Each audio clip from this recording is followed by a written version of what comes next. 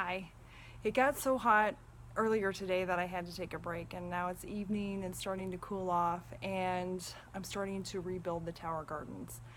I took them all apart, I pasteurized the soil, and I've been working on my worm composting tower all summer, building really good soil there from kitchen scraps.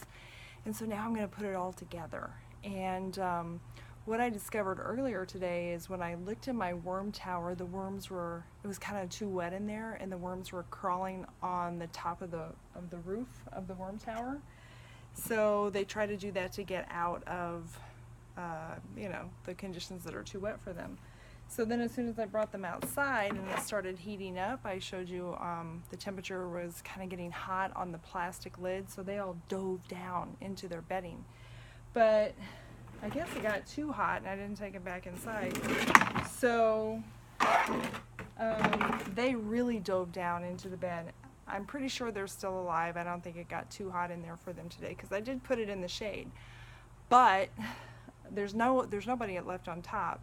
And it's actually a good thing that I took the lid off and I'm checking it out because I had dried out some artichoke leaves, and I put them in there, but now I'm noticing that they've got some sort of something funky, like a powdery mildew or something on them.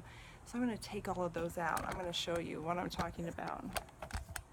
So it's kind of powdery and it kind of fluffs up when I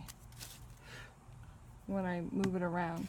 So I'm going to put all this in the trash bag, and then I'm going to get back to building the garden tower, and I'm going to take the worm tower apart and get into the bottom soil and use all that nice, rich, nutrient-dense compost to put into the garden tower.